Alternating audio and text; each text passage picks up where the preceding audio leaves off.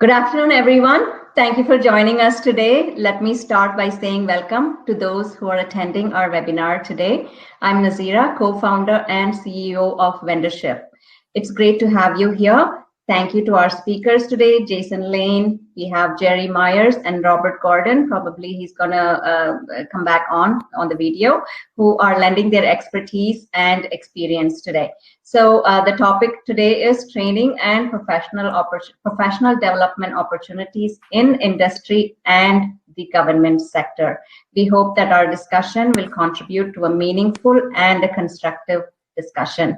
We are happy to have with us our Vendorship team as well. Madhu, who's moderating in the back end. We do have Susan, Seema, Ramya, and Sabina, who do help out with all these events in the back end. So thank you so much for joining. I'm going to quickly give a brief profile of each one of you, and please feel free to add anything that I might have missed.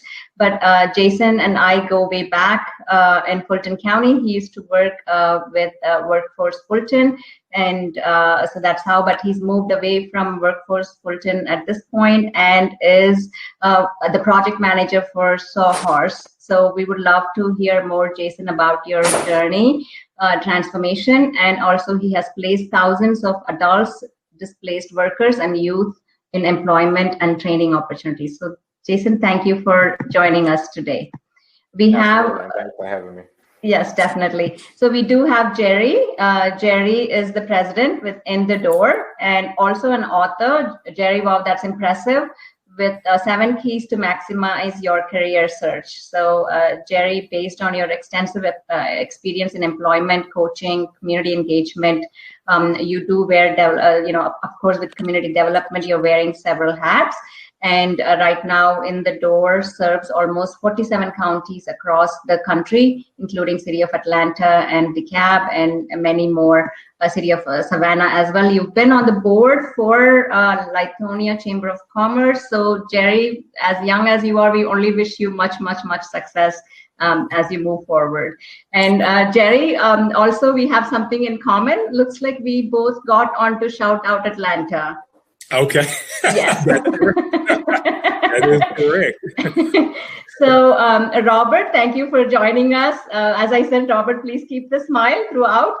You are the director of operations in The Door, and you're also the current manager for Workforce DeKalb in Decatur, Georgia. And your responsibilities, again, wearing several hats from being in the public system, but also managing the operations for In the Door and training students as well, and for assisting those who do need or looking for career change or career move. You have also been a career center manager for Georgia Department of Labor and at the DeKalb, Albany, Sylvester, and Dawson career centers. Wow, that's a huge lot of experience. We hope to learn so much from you all today, especially those who are attending, who are trying to see how they can be part of the system to assist in workforce development, or they're looking for professional development themselves. So tell us one, Jason, let's start with you. Tell us one lesson you learned during the lockdown period. It can, or might be a skill or a lesson that you've learned. I learned to take the news lightly, because listening to the reports on where industry is going and where the economy is going, it's really all relative, because in my industry, we went all the way up, meaning we got super busy. We were pretty much preparing, and I'm sorry, forgive me, my industry, residential construction here in Buckhead, but we saw our industry pretty much exploded. We were gearing up for a slowdown. People were kind of sitting on their hands, and then all of a sudden the phones just blew up. So it's definitely a lesson. It's a lesson that we learned, that you have to pay attention to your industry. You can't really just take blanket statements and say that everything is going down. Everything is not going down. There's so many industries that are really thriving during this time. And so we have to do the legwork to pinpoint those industries, know where things are still happening. Unfortunately, there are industries that are suffering tremendously. And that, that is unfortunate. But as a very common term that you hear now, as it relates to industry and business, you have to learn how to pivot. And so one of the things that I appreciate about the private sector is their ability to pivot and not have to wait on hierarchy to say, hey, let's move, 3 months too late, So that's one of the things that I learned, and that's what I really appreciate about it. Very nice, Jason, a lesson that most of us can pick up on. So thank you. Jerry, how about you? Tell us one lesson or a skill that you learned during the lockdown period. Well, for me, one of the lessons that I learned that I think is it's been really important is that we really have to take advantage of technology and be ahead of the curve.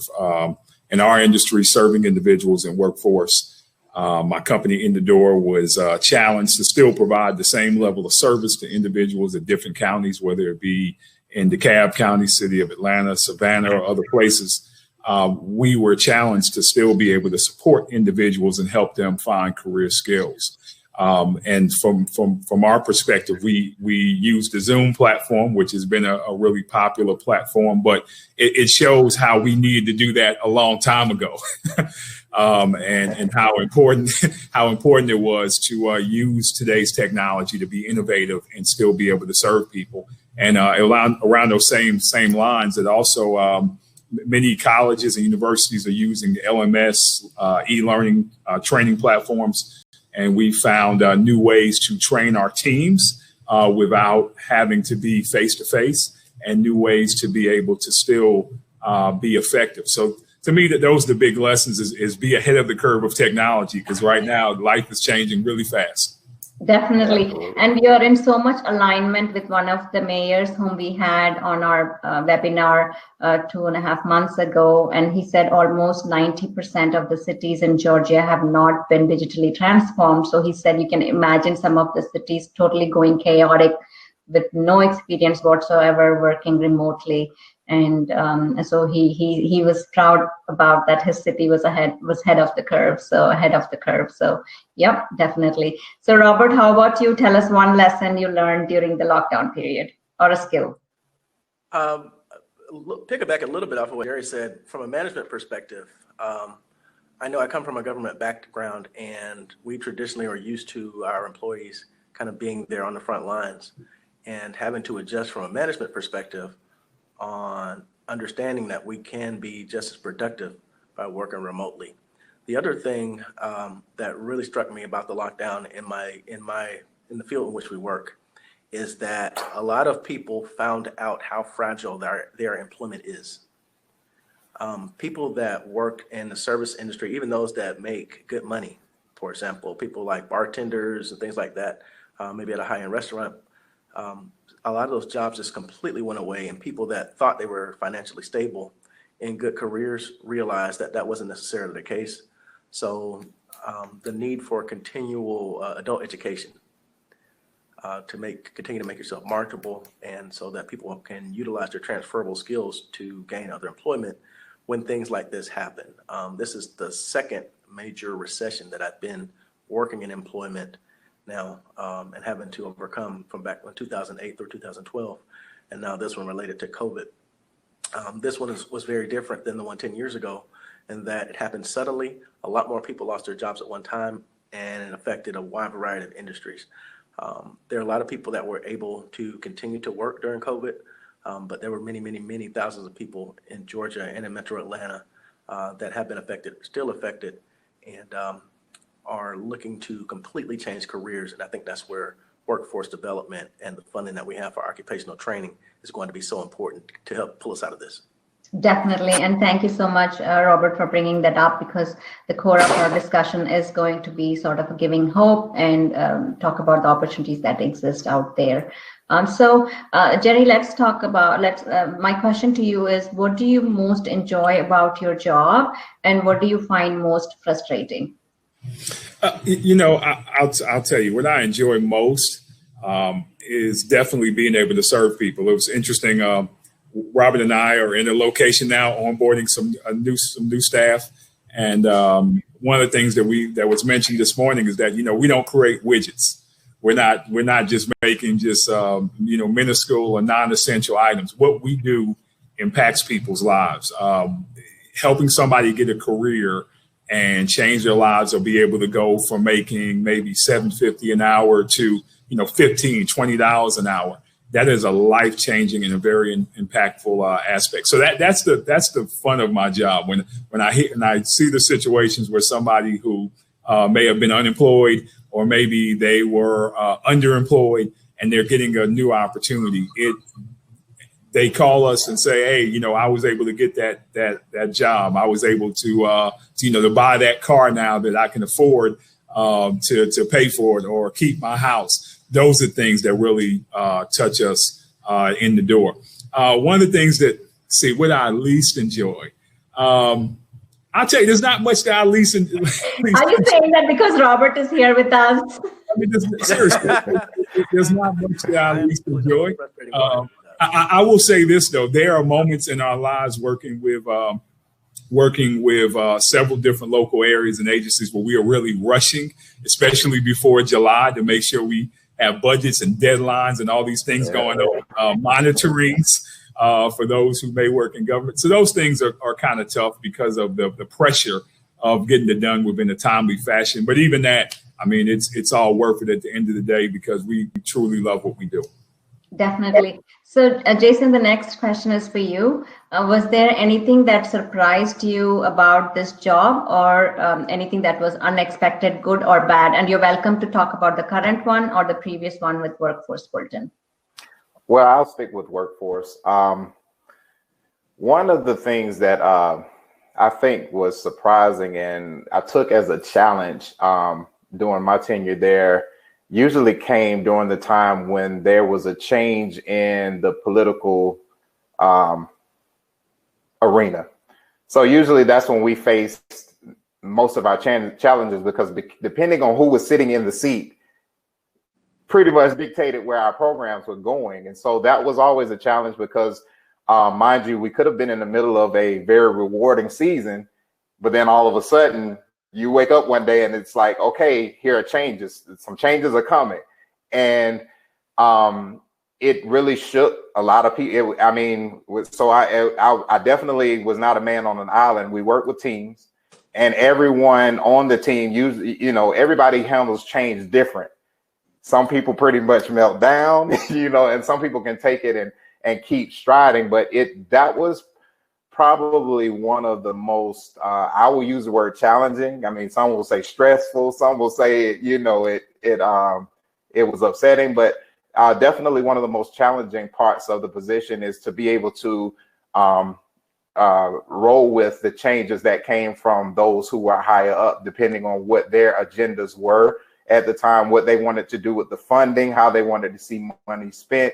Because all of those things had to align with what we had going on with me personally, because I was working very closely with our corporate partners, those private businesses that were coming to the table to offer these employment opportunities, no matter what vehicle we were using to get individuals in them. We had to make that thing work seamlessly when those changes came. So it was always a balancing act. Because you didn't want the employers to see you sweating, because that would make them run, of course. But that was my role. That was my job, because I felt like that's why they hired me. I had to remain professional, understand what my current scope of work was, and make sure that I executed regardless of what was going on that end. So that was, to your question, it's a really good question, because there's so many surprises that come up. So there are a lot of surprising moments. There are a lot of things that come where you have to be able to continue on with your goals internally, because of course at Workforce, we have our internal goals that we're upheld to, goals that we must meet internally in order to make sure that we're fulfilling our end. And so importantly, I love what Jerry said. I could never forget, and my team could never forget, that it was for the people. It was never really about us. It was always for the people. And so that was really why we pushed through the frustration, because we didn't want to disappoint the people. Definitely. And Jason, is it true? Is this saying true that if you can survive Fulton, you can survive anywhere? Absolutely. We were groomed to we were groomed. It was a I can boot camp vouch for for real. that.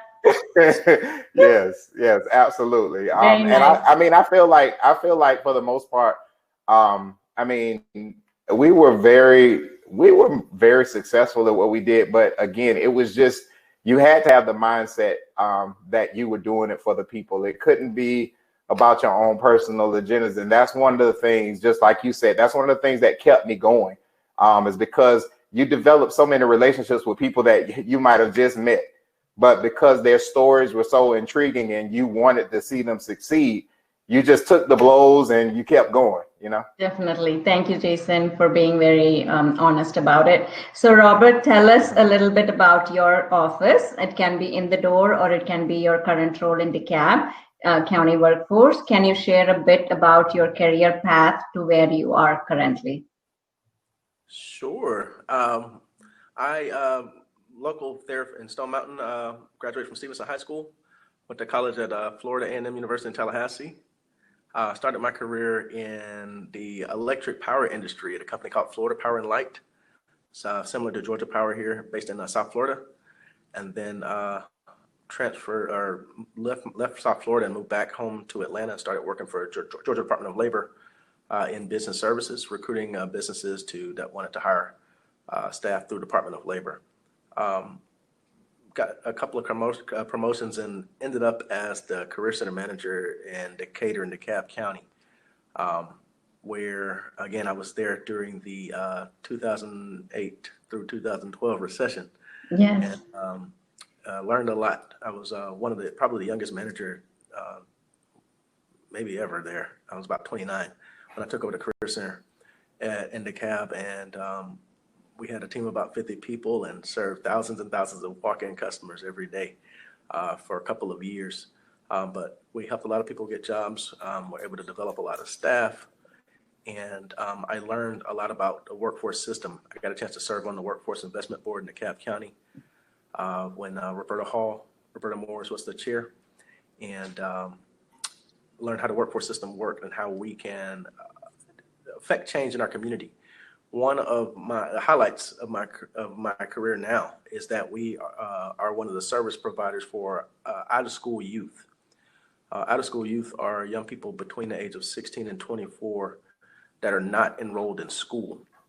Typically, what that means, they have either dropped out of high school, need a GED, or if they graduated but did not do anything after graduation and kind of were just working a job, or they went to college and then failed to graduate. Those are the people that we want to serve. We assist those folks with GED classes, the test, tutoring, transportation assistance, if they have assistance need with child care, things like that, to help them get through that process and attain that credential. From there, we try to get them enrolled in occupational training so that they can get a skill, trade, a degree, diploma, certificate from a local technical college typically, or another training institution. Work experiences, which are like paid internships, as many of these young people have never had real jobs in which they have to work in an office, in a professional environment. And finally, permanent placement. And we have been able to really change some of the lives of some young people and really uplift the community by creating a new foundation for those people in that age group as they grow on and become experienced professionals. Very nice. And I'm going to go deep into the process of how and who participates and all that. But let's just define workforce development first, right? So I know Jason put the words out, people first, for the people. But if one of you can just sort of describe or define what does workforce development means in your own words, that'll sort of help us take this discussion moving forward. Sure, I'll take that one. Workforce development, you can look at that as a team of people that are addressing the skills gap. When we say the skills gap, we have a population of people here that are unemployed, underemployed, underskilled, and low paid. We have a population here of businesses that have high paying jobs that require technical training. And we close that gap by providing funding for the education and training for those people and connecting them with those employers. So we take people that are making $9 an hour and give them career jobs so they can sustain themselves and their families. Very, very well said and very well put forth in a very easy terms. So basically, economic prosperity for the individual, which ultimately domino effect for families, the communities and the businesses are growing together. Very nice. So Jason, let's talk about the concept of workforce development. Is it okay for me to say there's this whole workforce development in the public sector and then this whole workforce development in the private sector? Is that how we can categorize, or are they all same? They're different. They're definitely, when you look at public and private sector, there's so many variations. Private sector, while that's so many, especially with the people that I served, that was always the desire. I want to get into the private sector. I want to get into the private sector. Can you help me? How can you use this funding to help me break through the doors? There's a common term that we use, and you guys may hear it also now, but there was a current term that we use that in dealing with the clients, and that was barriers. There's so many barriers that individuals or the clients on that end that I served, as far as HR, personnel, those individuals that I was forming partners with, that did not understand the many barriers that we had to help individuals to overcome in order to prepare them to get into a private sector environment and thrive. Earlier on in my career with workforce development, before I became the business consultant, I saw several individuals who on paper broke through those barriers. They were giving opportunities, but the unfortunate thing is when they were given these opportunities, they could not last in those environments because there were so many barriers that kept them, whether it was just, I don't have basic soft skills. I don't understand how to answer a phone. I mean, basic things. I'm not even talking about the high level things. I don't know how to answer a phone. I don't understand how office etiquette, basic office etiquette, workplace etiquette. So there's so many things. While the public sector, the private sector is very enticing. It's because it seems like it offers great opportunity. There's so much work that has to be done in order for that bridge to really exist, because you can place individuals in those environments, but they don't last long. If the work readiness programs, as you mentioned, Robert, the training of the partnerships with these local community colleges, technical colleges, if those things are not in place and those things are not happening as they need to, we only set individuals up to fail once they cross over that desired bridge. And that's why workforce and the work that is done to create the transitional jobs programs, the on-the-job training and all that. That's why it's so important that those vehicles are in place so that you don't set up individuals to fail. When you're looking at an individual, you don't understand. You might be looking at an individual on the outside. They seem like they have it all together, but you don't know what it took for them to even come to a orientation. You don't know how many people they had to beg for a ride. You don't understand whether or not they even had anything to eat. So there's so many challenges that have to be overcome for these individuals, for those bridges to be crossed. And so on in the private sector, there had to be an understanding on that end. I had to have conversations with HR managers to really help them to understand, hey, I know you may be asking questions about why candidates don't seem to be prepared and all of that, but a part of the conversation was a very honest conversation of giving them the real picture of what we're doing, or what the barriers that we have to get over in order to present these opportunities. Sure. So Jason, let me also ask you this question. It's also a curiosity question. So the workforce development, the way you've described is, so is it norm that 90% have the barriers, or do you see a mix? You're saying no, there's 50% barriers, but 50% are people who've lost their jobs, they're skilled, or they were let go, and they're the ones who need help. So tell me a breakdown of who do seek help from workforce. A great percentage, and mind you, I've been away for a while, so guys, you can definitely jump in and correct me if I'm wrong.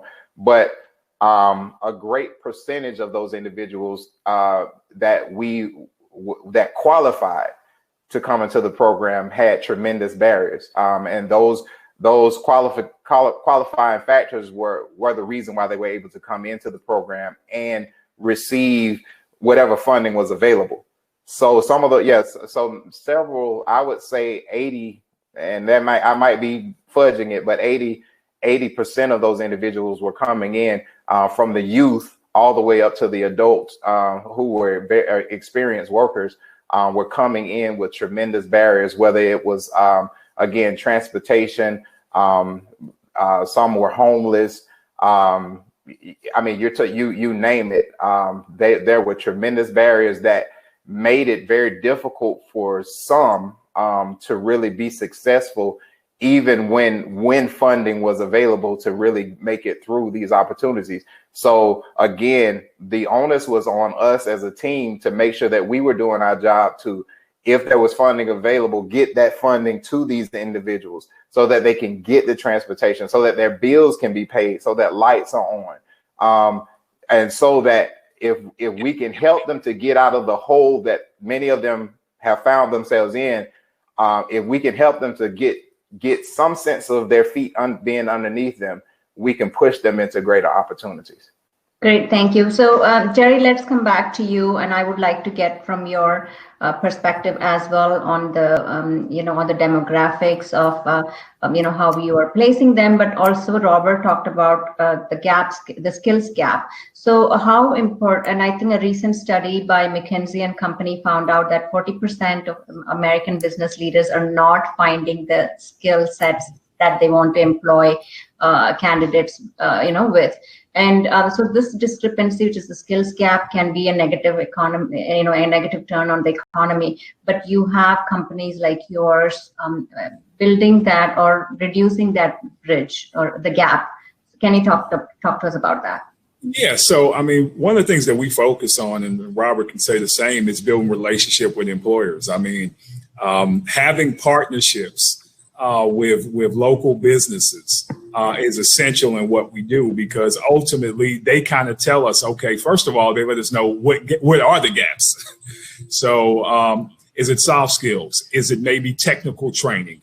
Maybe it's certain certifications. So what is the need that can be able to be impactful to their business? Once we kind of have an understanding of what the gaps are, from there, we can say, you know what, we can do a training for these particular areas. I'll give you a perfect example, and this is just one area we work with. We work with the Middle Georgia Regional Commission, and they've done a really good job of trying to bridge the gap through certain programs. They had a program that they were doing with Central Georgia Tech, which is a technical college in the area.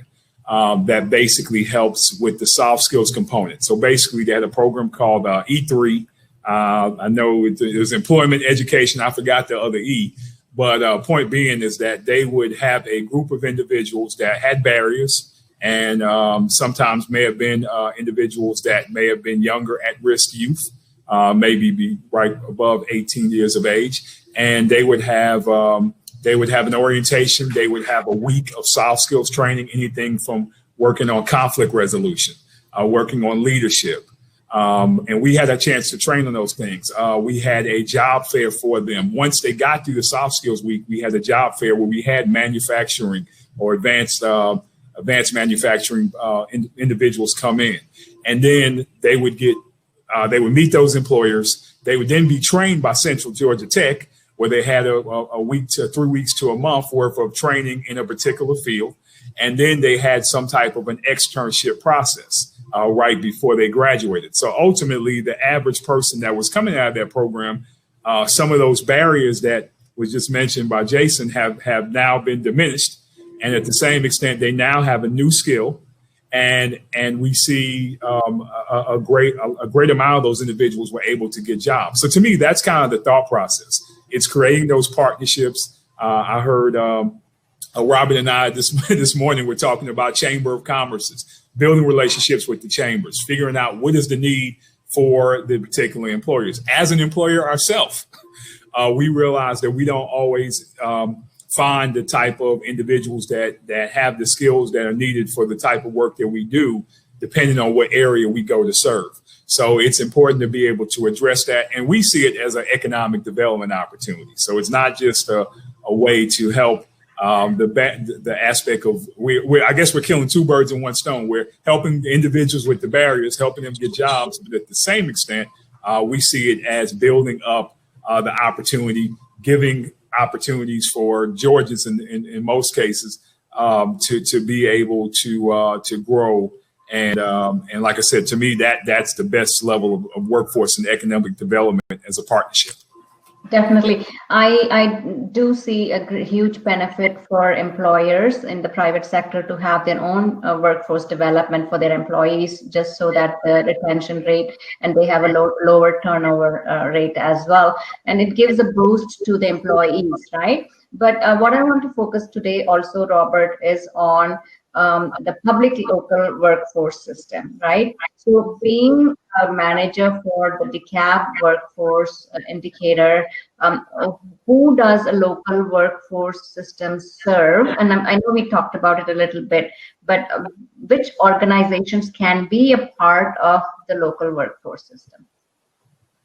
Sure. So there are what we call mandatory workforce partners, one-stop partners, which would include the Department of Labor, the Vocational Rehabilitation, Job Corps, Housing Authority, Youth Build, Community Service Block Grant, and of course, Workforce Development Title I. Those organizations are mandatory partners, are linked contractually to the one-stop system, have staff and financial resources that are committed to the one-stop, so that when customers need services, they don't have to go all over town to agency. They just come to the workforce center, to the one-stop, and get all those services related to employment in one place.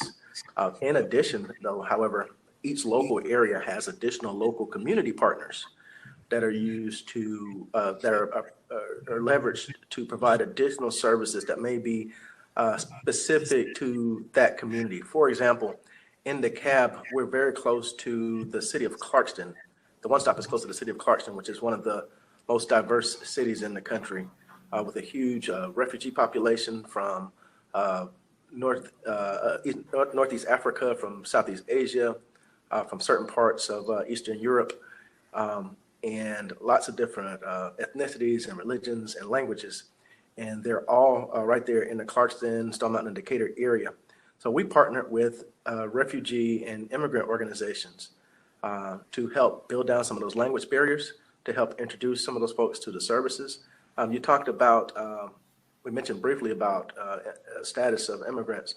People that are refugees receive the same work status as citizens. So we work very closely with them because you're able to place them in a job very quickly with a minimum amount of additional documentation and paperwork and things of that nature. So other community organizations, local, like I said, chambers of commerce and other business associations, the businesses are the other customer in the one-stop system. We're not just there for the job seekers. To keep the workforce development going, keep the economy moving, we're filling these jobs for businesses to be able to keep their engines going. So certainly our business leaders in our community, local nonprofits, we have a significant relationship with faith-based partners because they are very good communicators to large populations of job seekers. Also, we typically will partner with them and use their facilities when we're doing job fairs and resource fairs and other events. So yes, those mandatory partners, but we also supplement that with community partners that fit the needs of the local area to help those citizens in those local areas. Okay, maybe this is a question too soon before the other discussion questions, Robert, because you brought it up. Suppose there is a technical training provider listening to us today, right? And you talked about partner, and he or she or the training center is wondering, oh my gosh, I have all these training programs, and some of your students or candidates who are either qualified or not yet qualified to be in the program, we can definitely train them, and we can actually guarantee you a job because we have a staffing agency along with us. What do you have to say to them? Call me. Good. Or a representative of any of your local one-stops. We would then connect you with a manager from business services to help get you on what's called the eligible training provider list. And that's good.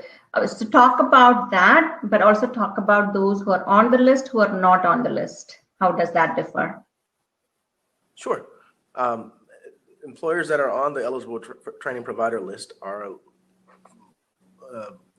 posted on the workforce development websites, the training programs that they offer that have been approved, and the schools or institutes that have been approved are on a list. The programs are registered in a database. Job seekers that are seeking an occupational training are able to come in and register with the workforce department and apply for admittance into their education programs and work with workforce development to essentially pay for the tuition. Institutions that are not a part of that list, while they can still offer training programs, they will not be eligible for the workforce development funding, tuition funding. So it's in their best interest to work with a representative from the workforce department to be a part of that eligible training provider list, so that students statewide have access to your program, and the institute, the training organization, has access to that workforce development funding. Awesome. Thank you so much. That's, I think people have asked several questions about that, so I wanted to make sure we responded to that. Sure. So, Go ahead. No, I said, sir, there's a simple form, maybe 10 or 12 pages or so, but there's some forms that we need to fill out, and there's an inspection process, but they can reach out to the local one-stop operator. Any of the local one-stops, they can assist them with that process. Okay, sounds good. Thank you so much. So, Jerry, I think one of the main thing that we talked about was partnership and collaboration. So definitely, I think that's the key word for businesses or companies for tomorrow's market, right? So let's talk about VOA, right? So it's a workforce innovative Opportunity Act. Opportunity Act. See, I got that.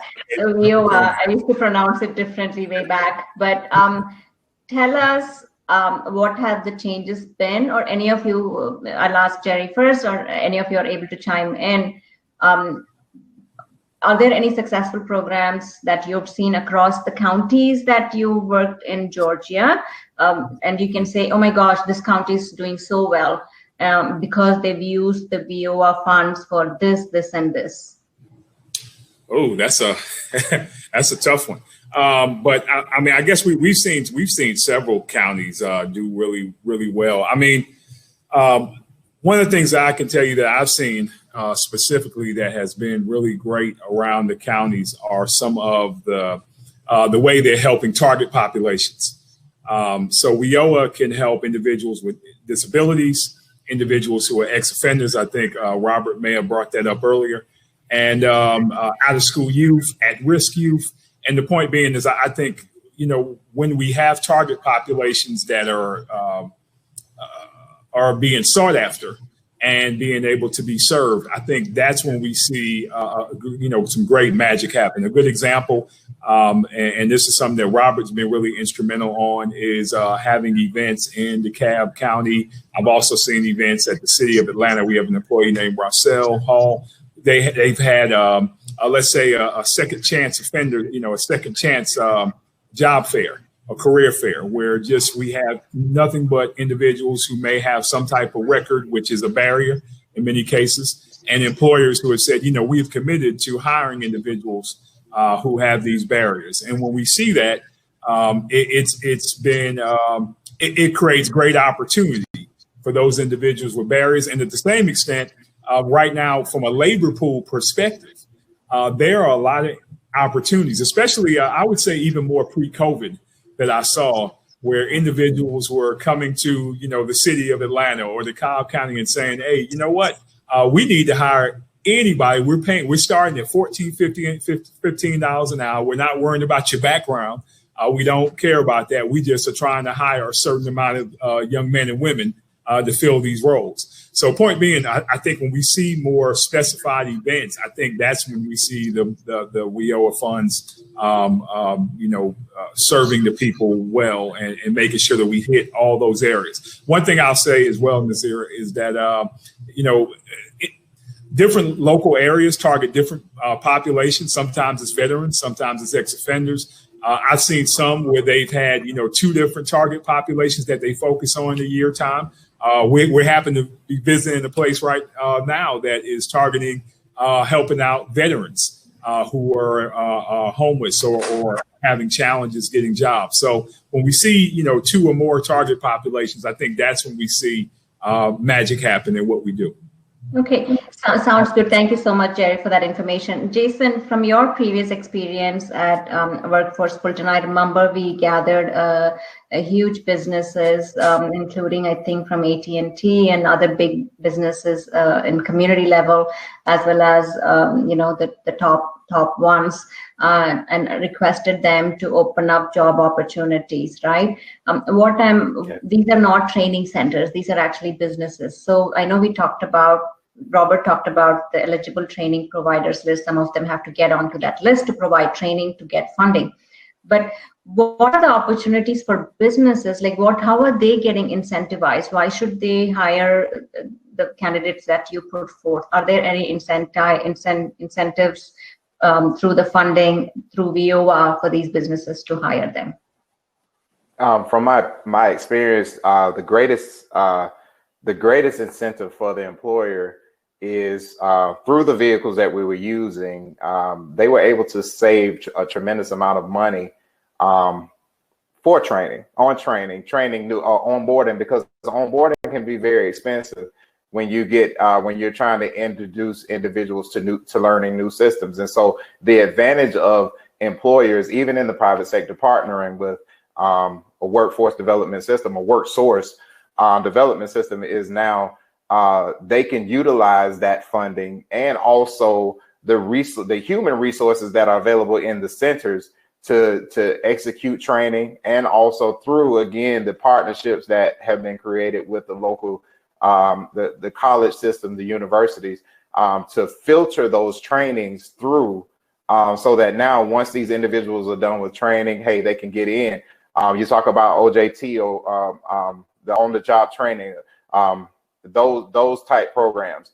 So when we're placing individuals, and employers used to love that conversation when I say, hey, we have some qualified individuals that we can actually pay their salaries for 60 to 90 days while they're sitting in a position being trained, you're filling them out. They love that. That's like, okay, we can fill them out. And so there are so many benefits that employers don't know about. But some of those partners that we work with, when I was there, the MARTA was always at our table. Amazon was at our table quite a bit when we were there. They may still be working with Fulton County, but they love to hear, they love those programs. I think towards the end of my time there, we were rolling out the registered apprenticeship training program to really focus on apprenticeships and getting individuals in the door that way. Those were some very valuable programs to employers, because it gave them a chance to vet individuals without as much of a financial investment as they would normally need to actually see if somebody will work out for their company. And we were able to see several individuals flourish because of that, and actually assume real careers. Go ahead, Robert. Oh, I just wanted to piggyback. In addition to that, we have financial incentives, not directly through WIOA, but through one of the one-stop partners. Department of Labor offers a work opportunity tax credit. The tax credit is available on a per head basis of up to $2,400 per person hired. That fits into one of several groups, such as veterans or ex-offenders, people receiving food stamps, eligible summer youth, people receiving Social Security benefits, things of that nature, people on unemployment. If the businesses are registered for that program and hire individuals who meet any of those qualifications, they're eligible through that program for a tax credit of up to $2,400 per person hired.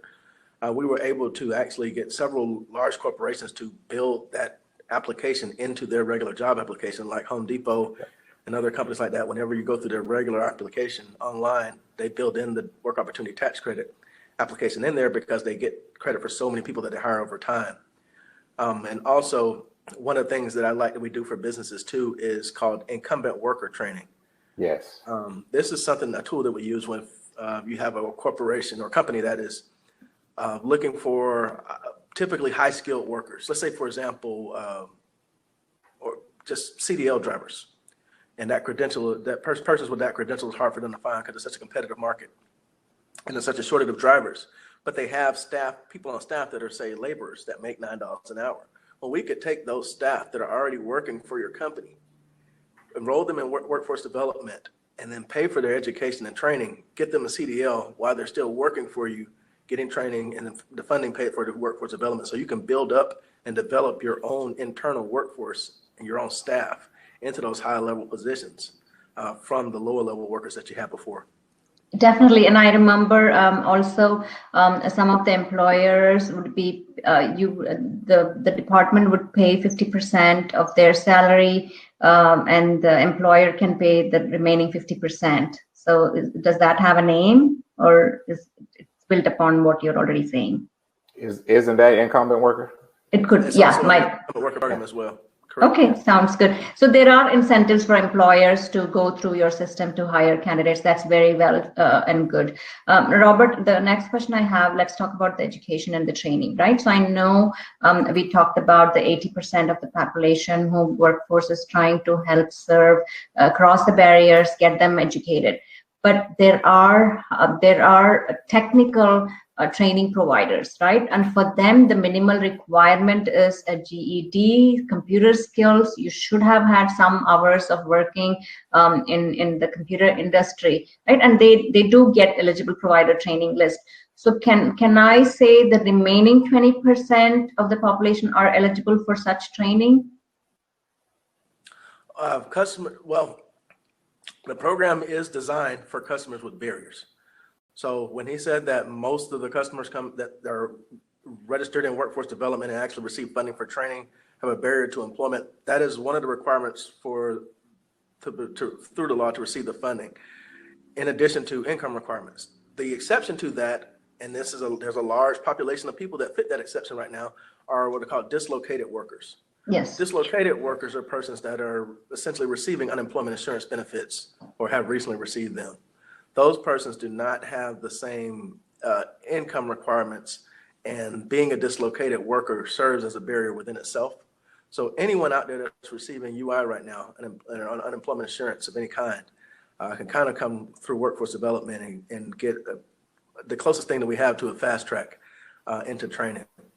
Okay, so that's good to know. So give us some more idea, probably Jerry or Robert. So the VOA is federal funding, and then it comes to the state. Does it go to the Department of Labor? Like, who's managing the county workforce? So there might be a Georgia workforce. So let's just for the state, even though we're talking about the entire nation.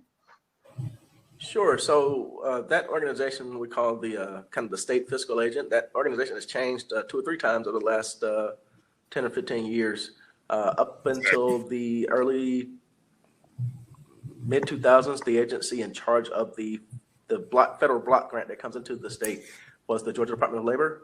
But since then, it moved to the Georgia Department of Economic Development. And more recently, the last 2 or 3 years, was with the Technical College System of Georgia. Really good fit with TCSG in that many of the training programs are carried out through one of their several campuses throughout the state at their local facilities. They're also our primary partner for adult education, which consists of a GED program and English as a second language.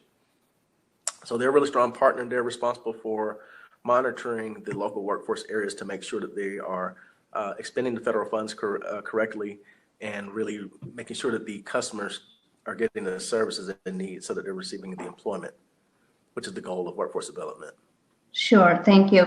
So, Jerry, probably in 2019, I think there were 1.1 million jobs that went unfilled, and I'm sure the numbers are going off the roof even during COVID-19 and the COVID-19 hit. But what do you see? What is that message that we should be giving?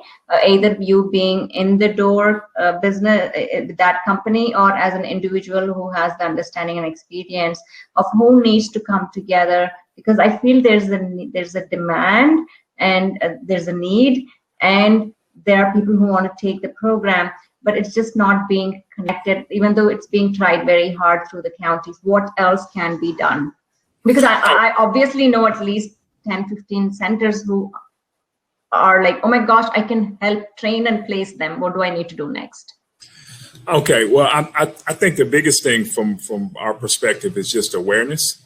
What ends up happening is that, there's these federal dollars that can be able to serve businesses and once again serve as an economic development tool, as well as help individuals. But at the same extent, nobody knows about it all, So I think it's important for us as business owners. I mean, in Atlanta, one of the things we try to do is go and take visits at the chambers, the local employer committees, and that's with the Georgia Department of Labor, to be able to kind of evangelize this message and say, hey, these opportunities are available, but it's just making sure that we connect the dots. The one thing I'll say is that, for those who individuals who are trying to become eligible training providers to do this, to be able to serve in a way where they use this. Obviously, there's some paperwork and legwork involved. So if you're a company and you say, hey, I want to take advantage of these training dollars, it's not like an immediate thing. There is an aspect of paperwork and making sure that certain ducks are in a row. But, from the perspective I've seen, the businesses that have taken advantage of it have found that it has allowed them to be able to train their teams at a very cost effective, really no cost rate. And that's been pretty beneficial. I was one of the things that I would say is that a lot of the technical colleges are working with certain employers. I was speaking with somebody from Georgia Piedmont Technical College, and they were telling me about how they were working with businesses to take advantage of some of the training dollars. And the point being is that, as Jason and Robert alluded to, I mean, training is expensive. So when you actually have to go and hire a trainer or hire people for, weekday sessions, that can become very pricey. So from my perspective, even though there's some legwork in it, I think it's just about bringing awareness, and that's for the chambers and local businesses in the area to kind of, pass along those messages. Definitely. So, Jason, when you used to work in Fulton, can you briefly talk? And I don't think we talked about this. Can you talk about who or what makes the workforce development board? Wow, you make me dig for that one. So the Workforce Development Board at the time, you've heard the term partnership quite a bit during this conversation. So I forget the individual's name that Jerry brought up before we even started, but partners that were just interested to see us be successful. So even we had partners at the table that some of the employers that I met out in the field, individuals that just had a passion to see us be successful, who had resources, they were coming to the table. Individuals who were willing to provide resources for us to have available, whether it was space to do training.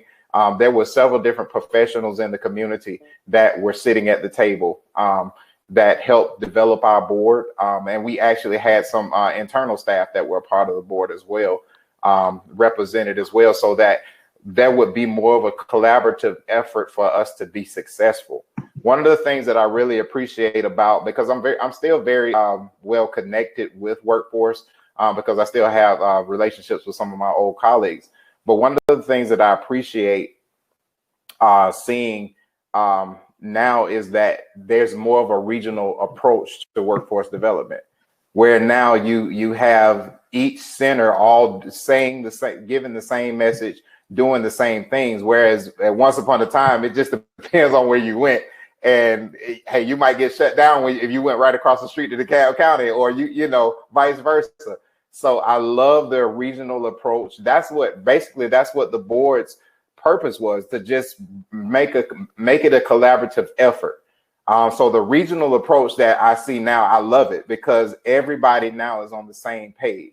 Everybody is saying the same thing. So it makes what we're doing more powerful, you see, and you're able to affect change in so many other areas.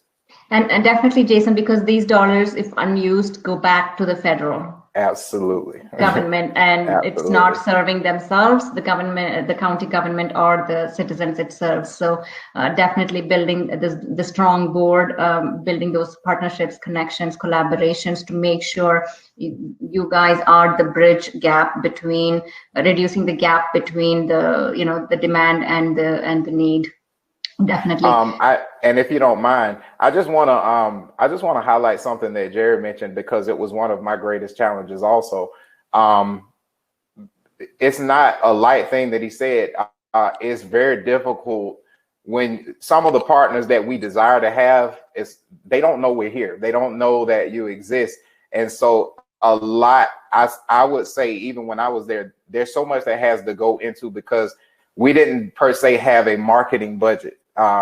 To where we were, we were on television and things like that. So there's so much help that we needed to say, hey, we're here, we exist.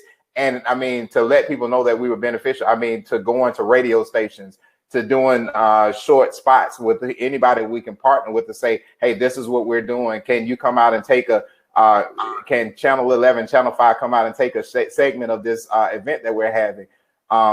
Because people need to know that this is available, especially, again, our desire, yes, to have these partnerships with the Home Depots and the Deltas and the who's of Atlanta, Georgia, but they have to know we exist and they have to know what we're doing. So one of the greatest helps that I found from our partners is just helping to shout out what we're doing, and to be a partner in that, and to let them know that we exist. Definitely. So, Robert, the next question is for you.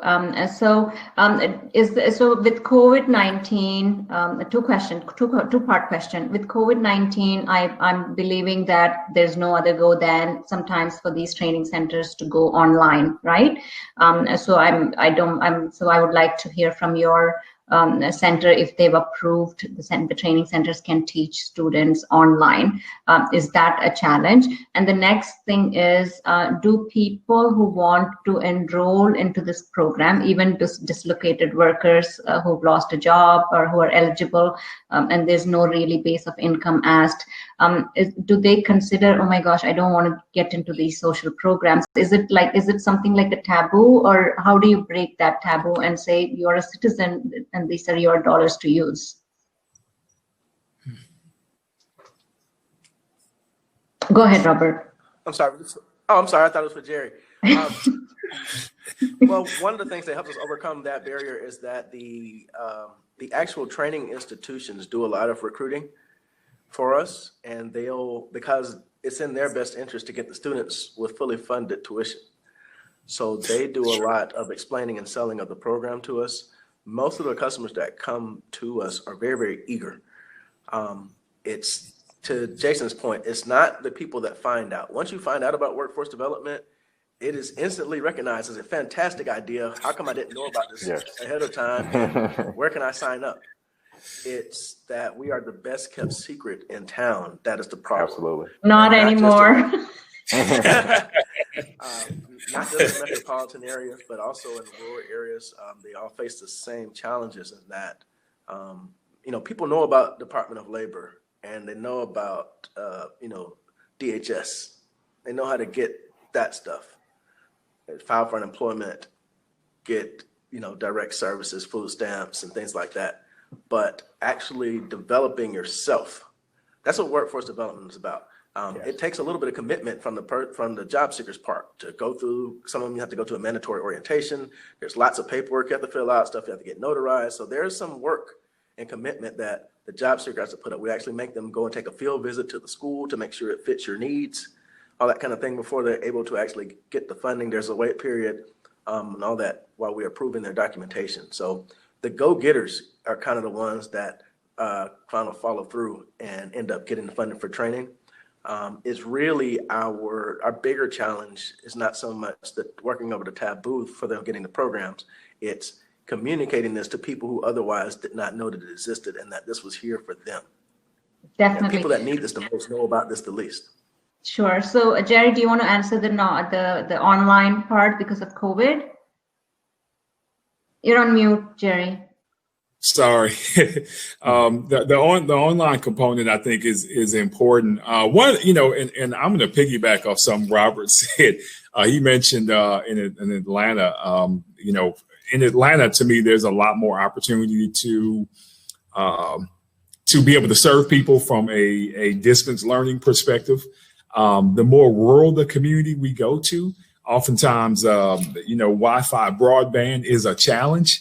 So when we step out of those, we step closer to middle and South Georgia. I mean, everybody doesn't have the same opportunity to high-speed internet and fast broadband to be able to use webinars or Zoom. So it becomes more of a challenge, not to mention the barriers they have, traveling from county to county if they need to go and do training in person. Sometimes the next county is an hour and a half away. So point being is that, but yes, to your point, in Metro Atlanta, there are a lot of training opportunities. As a matter of fact, we have a call with In the Door on Friday. We're going to be talking about some more, free soft skills training platform that will be used that can be beneficial to individuals who are trying to overcome certain barriers during COVID. Whether it be, rewriting their resume for this particular period of time, overcoming the barriers of COVID and even some of the mental barriers, because sometimes as an employer, I've been unemployed before. So I know what it is to really seek and fight out and search for my next job opportunity. Sometimes it's the mental health aspect. Many people want to work right now, but they may be a little bit afraid to go to work where they have to work with a bunch of people. I've even seen that from my son. He's had that challenge. It was a big thing. It was a risk for him to go to work because it's like, if you catch COVID, then you bring it home to mom and dad. So it's all these different things that people are thinking about today. But yes, I think distance learning and training opportunities are the future during COVID. But I'm hoping that we'll see more opportunities or different strategies to help the rural communities that may not have the same level of internet connection and broadband to be able to do things like we're doing now. Definitely. So, Robert, usually at the end of the session, we usually do put one person on the spot because because we just don't want to be about talk. We do want to take action steps. So there are at least a few eligible centers that are very eager to train your candidates or bring candidates for them to be trained. So yes or no? Do I refer them to you? Yes. Okay. There. That was easy on the spot question. That was so simple. That was simple. Definitely. Anywhere in the state, even if it's not one of the one-stops that In the Door controls, we are connected in all 19 workforce areas in the state, and we can assist any employer, any training provider, or any job seeker in the state of Georgia. Definitely, and we're going to do a follow-up session on how good Robert did, okay? So, I know we are out of time. Jason, how about 30-second closing comment from each one of you, please? Jason, start. This was a very refreshing conversation. It's been a minute since I've been in this space, and I love to just take a look and see how things have definitely gone up. Again, my greatest joy is to see this regional approach that is being taken by workforce development. If we can be more innovative, if we can keep up with what's going on, it makes us relevant. So I definitely appreciate, and I encourage you guys to keep pushing the bar with technology, with how we do our jobs every day. And just move at the speed of the economy. But yeah, it's really good to see that the work is continuing on because, again, it's for the people. Thank you so much, Jason. We really appreciate your time. Jerry, go ahead. Yes, I'll first of all, thank you for having us on here. I'll just say, I mean, I'm kind of piggybacking off of Jason with the technology. I mean, I think that's just going to be the wave moving forward. As a matter of fact, Robin and I were just having a conversation with a workforce director, and they were, asking us, what is a way that we can get people to show that they're here for an appointment without having to touch a kiosk. So we're looking into different ways to even think about how can we use, people's smartphones and other ways. Where this way we can keep social distancing at this point. And point being is I think technology is the way, and I think we have to use it more. I know business owners are using it now more for their employers. Times where people were driving an hour and a half for a meeting, we now all realize we can do this right here. We can do the meeting right from Zoom or from Webinar Jam. So point being is I think that we have to all embrace technology and find new ways to evangelize the message, whether it's working with faith-based partners, working with different employer committees, different job organizations. So thank you. And it goes back to saying that there are technology training providers who are willing to train you, to become technological savvy and learn a program or two and get into a private job sector. Go ahead, Robert. Sure. Anyone that is listening to this webinar that is on unemployment insurance, receiving unemployment insurance benefits, or have recently received unemployment insurance benefits within the last 6 months, you're considered a dislocated worker. Our state received an additional $12 million in CARES Act funding just to serve dislocated workers. Several million of that went into the 5 workforce areas in Metro Atlanta, and the rest has been distributed around the state. There are programs targeted to help you right now. Reach out to your local One Stop or your workforce center, and there are people that are eager to assist you to help get you enrolled in occupational training to help us spend those funds by December 31st. Thank you so much, Robert. We appreciate your time. Please do keep in touch. Jason, Jerry, and Robert, it has been a pleasure talking with you. And hopefully those who've listened and with our recorded version going online and on social media, I hope you're going to get more. You're going to be serving more people. So thank you again, and have a safe afternoon and rest of the week. Bye-bye. Thank you. Thank you. Bye. Bye.